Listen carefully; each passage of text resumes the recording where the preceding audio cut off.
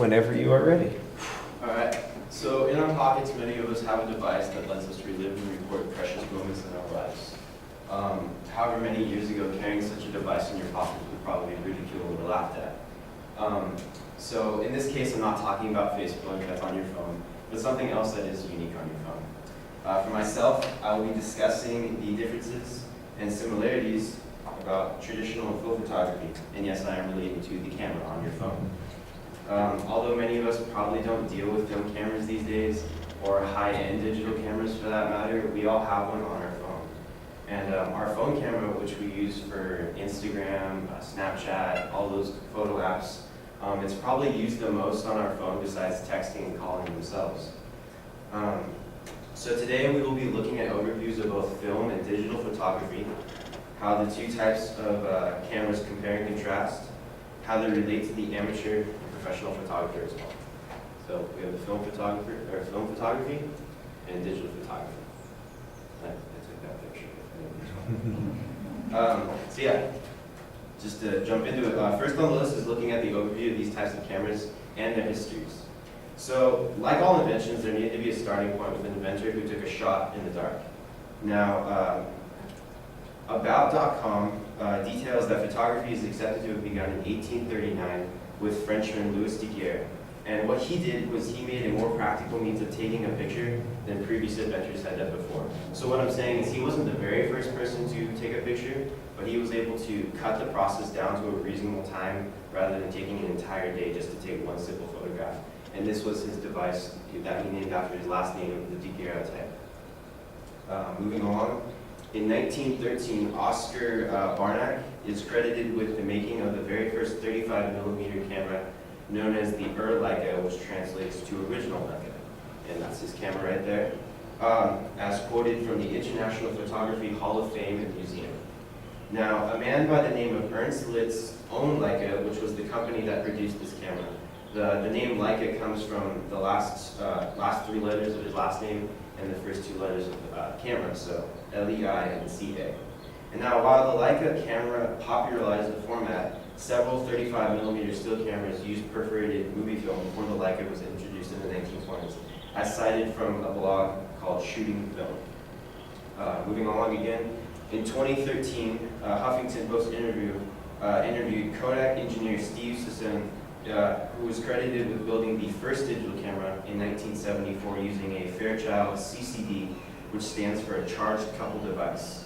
Now, I'm going to cram it all together, but he utilized an imaging chip to receive light from the lens and converted it into numbers.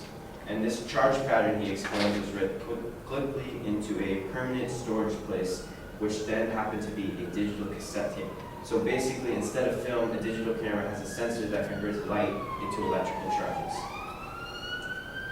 So now that we have this background on photography in general, let's dive into what makes it all happen. Now, with the advancement of technology, and as we've discussed previously, film and digital vary with the means by which the image is produced. So the most obvious difference between digital and film is the ongoing cost of having to buy and develop film. So film camera processing is based on chemistry and getting the hands wet, staying for hours in a dark room. Using a digital camera results in more time spent in front of a computer screen using programs such as Adobe Photoshop, as quoted from azcentral.com. And obviously you also have the cost of film, which racks up over time as you buy more and more rolls of film, whereas the memory card is a one-time price. And also with digital camera, you have a screen playback, so you can see what you just took a picture of. Rather with film, you can't do that. So some similarities. The design of the camera is relatively the same. Obviously, it's gotten a bit smaller, more handheld, and the aerodynamics have been better with the hands. And of course, you have similar lenses that accompany these types of cameras. So in the world, we have different types of photography, obviously. We have landscape photography, sports photography, weddings. But for those types of photography experiences, you're going to need different types of cameras. So with sports, you're not going to probably want to use a film camera. It's just too hectic. You have to load the film. By the time you're ready to do that, the action's already over. For the wedding, you most likely use a digital camera. But I think a film camera would be kind of a good idea as well. And that's quoted from LA Times in 2007. that even as though the digital revolution is transforming photography, more than 2/3 of professional photographers in a survey in 2007 said that they still prefer using film for certain tasks, praising its ability to add an almost organic quality to pictures. So, with our knowledge of where photography has come from in relationship to cameras and format, what does this mean for photographers? Well, to be a photographer, you don't need a fancy camera with a closet full of lenses and expensive equipment, but a camera that works for you and a simple interest in the subject. So, from an amateur's perspective or beginner's perspective, pardon me, I wouldn't say to go buy a high $3,000 camera, but rather something that works for you. Obviously, the one we have on our phones is a big thing these days. Or what's a growing thing is the GoPro cameras. Because we like to, surfing or snowboarding or what have you, that we can take pictures or even video of what we're doing. Now, for obviously professional, you're going to want to go with that high expensive stuff because it works for you, and it works best because you're going to go with that high-end equipment and software to get what you really want. But why would you buy a DSLR? Why would you buy this if these two do the same exact thing for a fraction of the cost? Well, when you buy a phone, you don't buy it just for the camera. I mean, why are you going to spend $300 for a camera that's like that small? Well, it's because when you buy a phone, you don't buy it just for the camera, like I just said, but you buy it for the experience it gives you, the apps, you can call people, text, whatever have you. But when you buy a camera, you buy it solely for the camera, so you have more control over what you're taking a picture of. You can change the shutter speed, what you do with the image. So buying a camera is for the purpose of buying a camera. Buying a phone, it's not for the camera. So basically, to sum it all up, we've talked about how to compare and contrast film and digital photography and the relationship, be it advantages and disadvantages, to a wide range of photographers. Now, personally, photography as a dictionary would describe it as an art form for taking pictures. Yet I believe it's more of an expression or a connection to the outside world. As I talked about in my first speech back in the first couple of weeks of school, photography to me means I can take something that is in front of me and keep it forever in a memory card.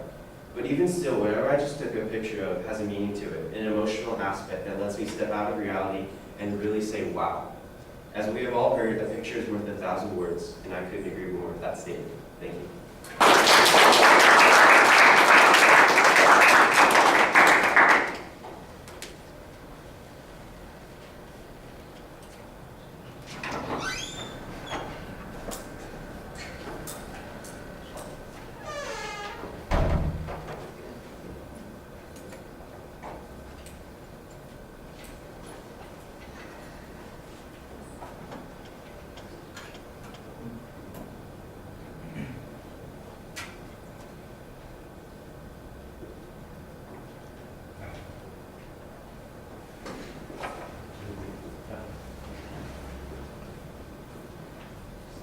Terrell, you here?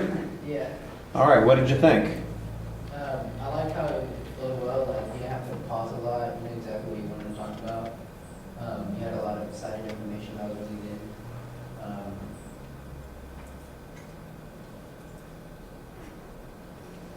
And overall, pretty good presentation. I really liked it a lot.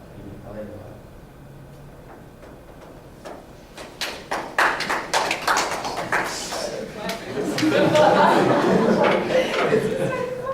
They like that evaluation. All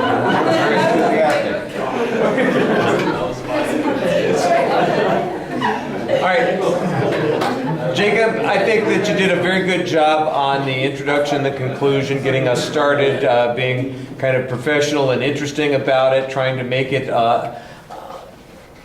feel like you're actually talking to us rather than I'm just going through the pieces of putting together a speech. A lot of folks, they assemble their speeches like a puzzle. I got this part here, this part here, this part here, this part here, and they get it all together, and you can still see the lines between the pieces and everything. I thought you did a good job kind of fitting it all together and making it feel like an organic presentation, something that is very complete. Part of that is that you're well practiced. Part of it is that you understand the subject pretty well. I thought you had a very clear setup of where you were going with the presentation. Most of the material is well-researched. You cite sources in the presentation consistently. I do think that there was a little bit less explanation of why, at the end you had the picture of the 3 different cameras there, and you have this comment, well, why would you want to get something for this particular camera? Why would you want to have this camera if we have the other 2? And your explanation basically comes down to, well, you'd be using the other things for something else. Well, what else can the one camera do? What's different about it? What's distinctive? I mean, you made reference at one point to changing the shutter speed or doing all those kinds of things. I would imagine that there are all kinds of adjustments that you can make on a large digital camera that you can't make on your phone camera. Part of it's because of the lens, part of it's because of the size of the memory. I don't know. What's going on there, and that's something I felt a little bit like I didn't quite get. So that's maybe the one place I could use a little bit more information. One of the things that you mentioned, and I'm not sure how you could show this or whether or not you could show it. You mentioned that professional photographers feel there's something more organic about the film images. If there was a comparison that you could make of like 2 pictures, one that was digital and one that was done on film, and we could get a sense of what it is that they're talking about. Of course, you have to display it digitally. I'm not sure if you would still get that same kind of impression there, but that would be something that maybe would have helped a little bit also. I like the historical images that you had. That section was all easy to follow. I also like the transitions that you had. It was very clear and easy to follow your speech. You had little internal summaries as you were finishing one point, moving to the next point, and that's another thing that helps it flow pretty smoothly.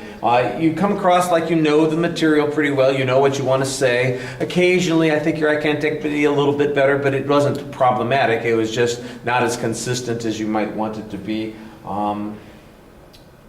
That's, I think, all that I wanted to say about this. All right, there we go. Good job. Thank you.